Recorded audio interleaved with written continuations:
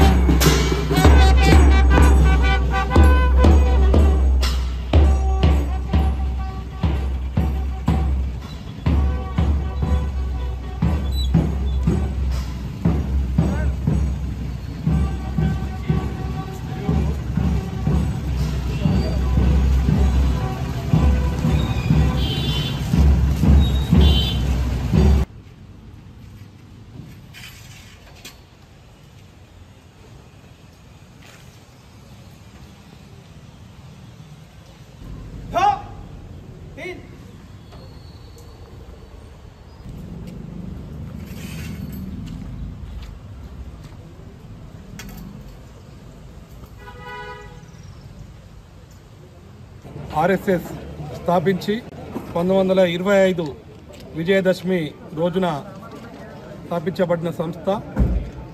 రాష్ట్రీయ స్వయం సేవక్ సంఘ్ భారతదేశ ఔన్నత్యానికి ఎన్నో విధాలుగా సేవలు అందిస్తున్న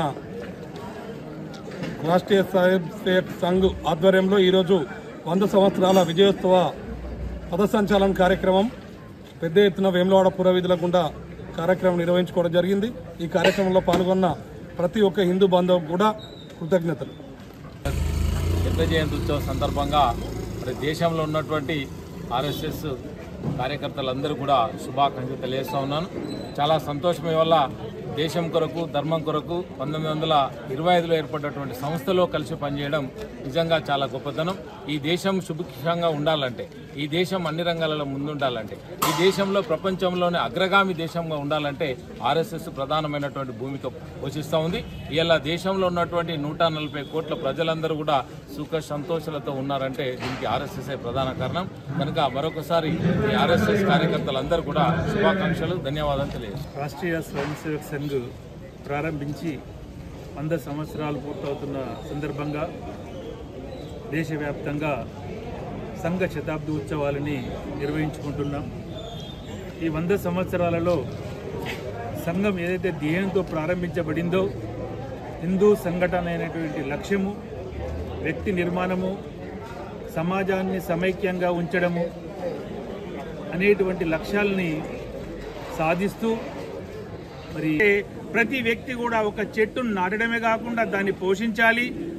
ఈ విధంగా మన యొక్క నీటి నిల్వల్ని కూడా పెంచుకోవాలి అని సమాజంలో ఒక జాగృతిని తీసుకురావడం కోసము ఈ రకంగా వీటితో పాటుగా క్రమశిక్షణ గల పౌరులుగా చేయడం కోసము, రాజ్యాంగాన్ని గౌరవించడం, సార్వభౌమత్వాన్ని గౌరవించడం కోసము పౌర నియమాలను ప్రజలకు నేర్పుతూ ఈ రకమైనటువంటి 5 పరివర్తనలు, పంచ పరివర్తన పేరుతోనే సమాజంలో పరివర్తన తీసుకొచ్చి భారతదేశాన్ని అగ్రగామిగా నిలపడం కోసము రాష్ట్రీయ స్వయం సేవక్ సంఘ్ కృషి చేస్తుంది. ఆర్ఎస్ఎస్ శతాబ్ది ఉత్సవాలు ప్రపంచం అంతా కూడా భారత్ నిర్మిస్తూ ఉంది. సభ్యత్వం లేకుండా 100 సంవత్సరాలు పూర్తి చేసుకున్న ఆశ్రమ విషయంగా అంటే ఈ భారతదేశంలో ఇప్పుడున్న పరిస్థితుల్లో గురూజీ గారు ఆ రోజే ఊహించారు ఏం జరుగుతుంది భారతదేశం. మరి వారి ఆలోచనలకు అనుకూలంగానే ఆర్ఎస్ఎస్ కార్యకర్తలు అప్పుడే కనిపిస్తూ ఉన్నాయి. మొత్తం ప్రపంచ దేశాలు భారత వైపు చూస్తూ ఉన్నాయి. మరి ఈరోజు ప్రధానమంత్రి కూడా ఒక స్వయం సేవను గర్వంగా చెప్పుకుంటా ఉన్నారు. ఇలా చాలామంది కూడా ముఖ్యమంత్రులు వాళ్ళు వీఆర్ ఆర్ఎస్ఎస్ అని చెప్తా ఉన్నారు. మరి ఆ తృప్తి ఏదైతున్నదో మన దగ్గర ఉంది.